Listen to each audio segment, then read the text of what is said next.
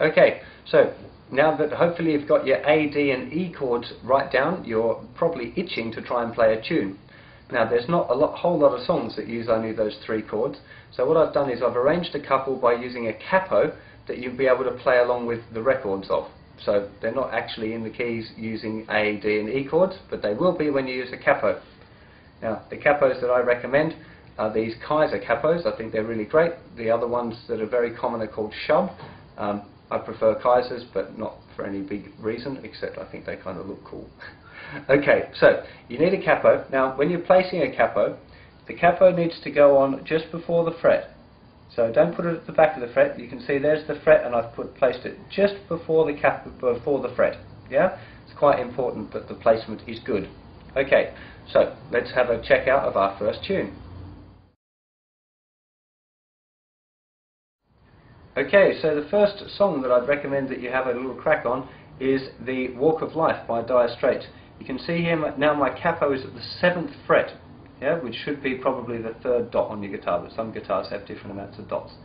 So you'd start there on an A chord. Now we haven't done strumming yet, so you're just going to do really simple strumming. And remember that you can play all of these songs without the capo, just in open position, particularly the capo being quite far up. Then the frets have become a little smaller, so your fingers get a little bit more cramped. So in this case, we'd start on A to D, E,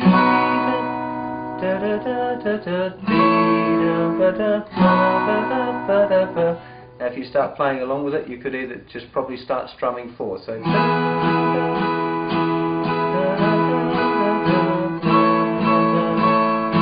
noticing the first finger didn't have to move then.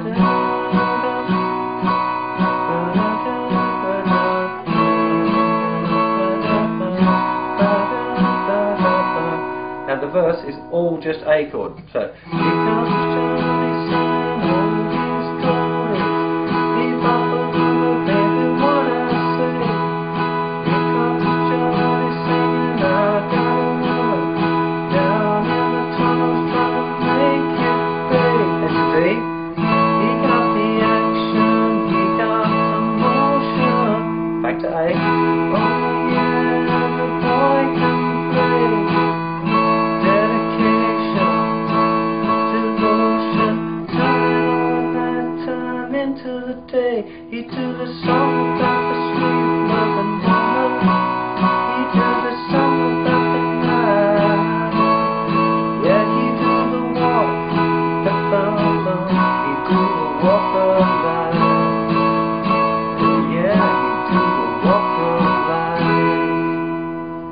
back to that intro part. So you can see the chord changes are quite nice and easy, just moving between those three chords.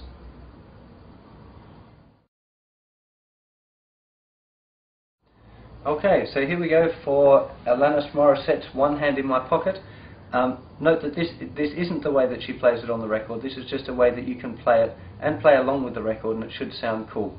Okay, now we've got the capo here positioned at the 3rd fret, again making sure it's just behind the fret. We start off in this case with an E chord. Now the whole of the verses are all just playing an E chord. So it's I'm sure but I'm happy, I'm sure but I'm healthy, yeah. I'm high but I'm grounded, I'm sane but I'm overwhelmed, I'm lost but I'm hopeful, baby. And what it all comes, moving to D, down to A, is that everything's gonna be fine, fine, fine. 'Cause I got one hand in my pocket and the other one is giving a high five.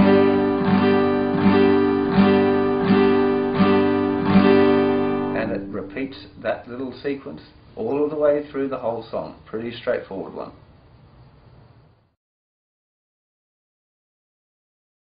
Okay, so for Johnny Be Good, we've got here the capo at the 1st fret. We're going to start off this time with an A chord. Of course, we're not doing the fancy intro and stuff. This is just the chord sequence, but you should be able to play along if you fancy it. Just remembering we're keeping the strumming nice and simple.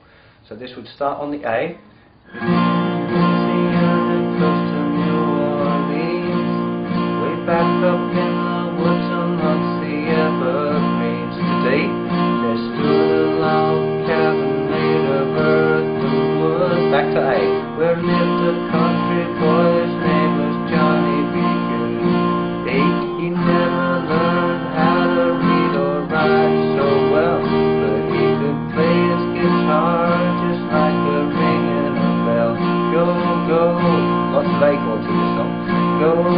Johnny, go, go, go.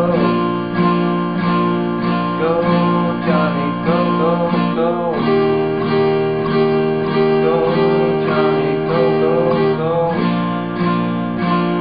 Go, Johnny, go, go, go. Johnny, be good.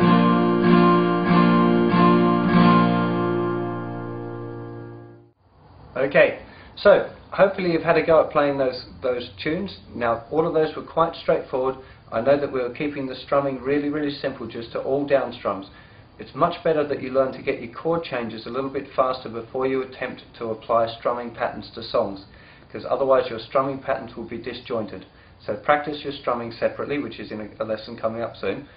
Practice that independently of your chord changes. Remember that you must practice the chord changes themselves using that 1 minute changes. Don't just launch straight into trying to play the songs, because as you notice with the songs, a lot of the time you're playing one chord for quite some time, so you're not really getting much practice changing chords by doing that. So have a go at playing along with some of those, the actual tracks. That's what the capo is for. The reason that we're using the capo is it changes the pitch of those open chords that we've learned, the A, D and E, and puts it in the same key as the song. So that should be a bit of fun to have a play along. There's plenty more songs around that use only A, D and E chords. In fact, there's lots of books available from Amazon and such that will give you a whole, 100 songs that only use those 3 chords. Now, I'd recommend just learning a few and then moving on to the next lesson where you'll learn a heap more chords. So, hopefully, I'll see you shortly for the next lesson. See ya.